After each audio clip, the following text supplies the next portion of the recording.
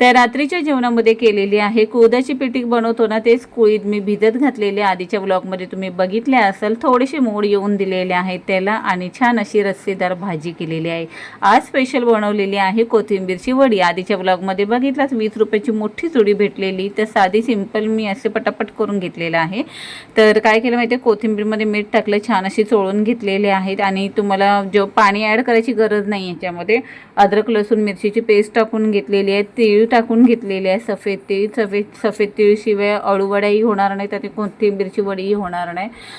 त्याच्यामुळे मला आणि जेवढं पाण्यामध्ये त्याच पाण्यामध्ये करता येईल ना तेवढंच पीठ घेतलेलं आहे।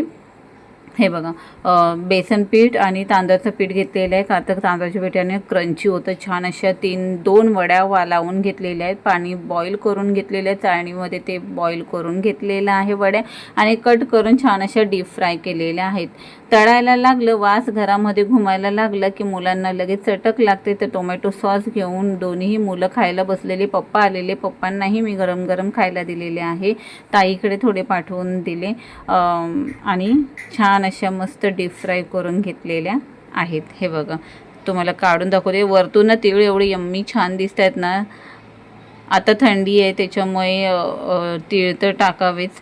तर दुसऱ्या दिवशी शुक्रवारी मुलं शाळेत गेलेली, अन्वीला मी शाळेत पाठवलं नाही आहे कारण तब्येत थोडी डाऊन होती। मस्त जाळीदार असे मी घावणे 15-1 घावणे केलेले आहेत, कारण आज आईला म्हटलं जेवण बनवू नकोस, मी फक्त घावणे टाकते। आणि कालची उलग्याची भाजी होती, म्हणजे कुळदाची भाजी होती ना, ती मुलंही सगळी आवडीने खातात म्हणून त्याच्याबरोबर रस्सेदार भाजी आणि हे घावणे। आमच्याकडे ना शुक्रवारचे घावणेच होतात, म्हणजे माझ्या आईकडे। तर आई मला बोलली तू करशील का, तर मी म्हटलं हां मी करते। ते छान मस्तपैकी असे जाळीदार घावणे मी काढलेले आहेत।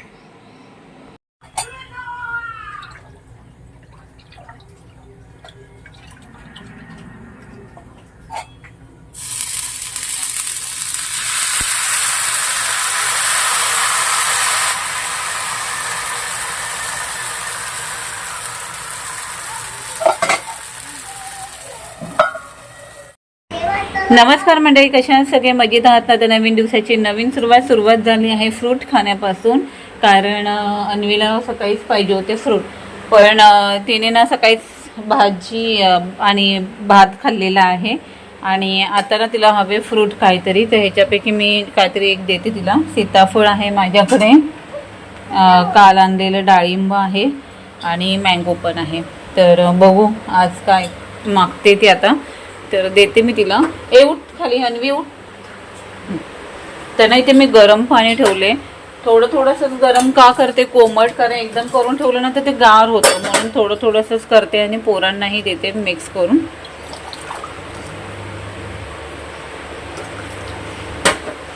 आणि इथे लावली आहे मी मशीन, फक्त अंथरुणं लावलेली आहेत आणि इथे ना कपडे झालेले आहेत धुवून, ते आता मी इथे स्टँडला वाळत घालणार। हे बघा इथे, आणि वाजले आहे 11:30। आज अन्वीला शाळेत पाठवणार नाही आहे ह्यासाठी की बाहेर पाऊस आहे आणि माझीही तब्येत बरी नाही आहे आणि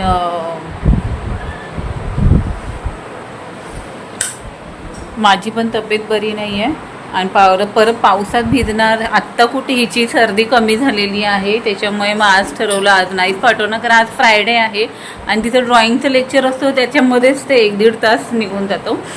त्याच्यामुळे मी असा अंदाज लावला की आज तिला मी पाठवणार नाही। तर बघू आज अर्णव आल्यानंतर। आज अमोल गेले आहेत वेट अँड जॉयला, म्हणजे उद्या जाणार आहेत, आज ऑफिसला गेले, तिथून उद्या जाणार आहेत, तर आज ते येणार नाही, तर आज रात्री ह्या दोघांना सांभाळायची जबाबदारी माझ्यावरच आहे।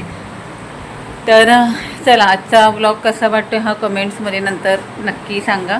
आणि आता मी कपडे वाळत घालून घेते आणि अमोलला सांगेल वेट अँड जॉयचं थोडेसे व्हिडिओ पण करून पाठवा मला, म्हणजे मी तुमच्याबरोबर शेअर करेन। तर चला, इथे अंथरुणही घालून घेते। आज नाही चुकले तरी प्रॉब्लेम नाही, एक्स्ट्रा आहेत माझ्याकडे। आणि जे मी रिपोर्ट केलेले ना ते रिपोर्ट आलेले आहे, म्हणजे सांगू तुम्हाला मी 2,500 म्हणजे 2,500 98 हां 98 टेस्ट झालेले आहेत, म्हणजे पूर्ण बॉडी चेकअप मी करून घेतलेला आहे. पूर्ण 2 दिवस लागले रिपोर्ट यायला तर ते रिपोर्ट आलेले आहेत. आणि नेमकं झालं काय आहे, आमच्या फॅमिलीमध्ये कोणाला डायबिटीस नाही आहे, तर मला डिटेक्ट झालेलं आहे त्याच्यात. ह्याच्या आधीही झालेलं होतं, पण काय झालं ते ना बॉर्डर लाईनवर होतं.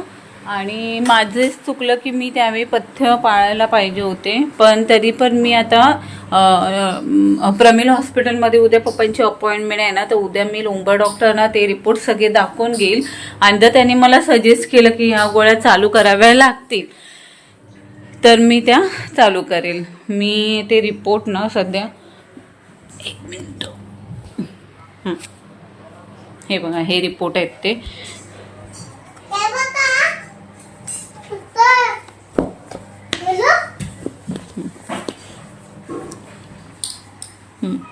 हे बघा ते एवढे सारे रिपोर्ट आहेत, 98 टेस्ट आहेत या. तर त्याचे सगळे रिपोर्ट आलेले आहेत.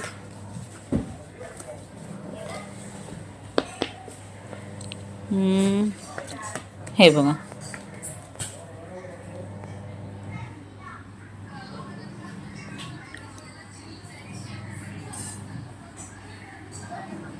तर हे बघू आता उद्या स्पेशलिस्टला दाखवून बघणार आहे काय बोलतायत ते, त्यावर मी ठरवणार. म्हणजे जे ठरवतील ते डॉक्टर ठरवतील. बाकी रिपोर्ट्स माझे आता आलेले आहेत. रिपोर्ट सगळे व्यवस्थित आहेत, काही प्रॉब्लेम नाही आहे. फक्त हिमोग्लोबिनचं इथे प्रॉब्लेम दाखवलं आहे आणि थोडंसं इन्फेक्शन दाखवलं आणि डायबिटीसचा प्रॉब्लेम दाखवला आहे. बस बाकी सगळे रिपोर्ट आहेत. आता मी हे स्पेशलिस्टला दाखवेल. नेल कटर आहे ते उद्या दाखवेल. सध्या आमचे फॅमिली डॉक्टर आहेत ना, त्यांना दाखवलं तर त्यांनी मला सध्या तरी ट्रीटमेंट चालू केलेली आहे. आणि त्याच्यावरच मी आता औषधंही चालू केलेली आहेत माझी सगळी. तर त्यांनीच मला सजेस्ट केलं की तू दुसऱ्या डॉक्टरना पण एकदा दाखवून घे स्पेशलिस्टला. तर ते उद्या मी दाखवून घेईल. तर चला बाय, नंतर बोलते तुमच्याशी. आधी कपडे वाळत घालून घेते. Bye bye.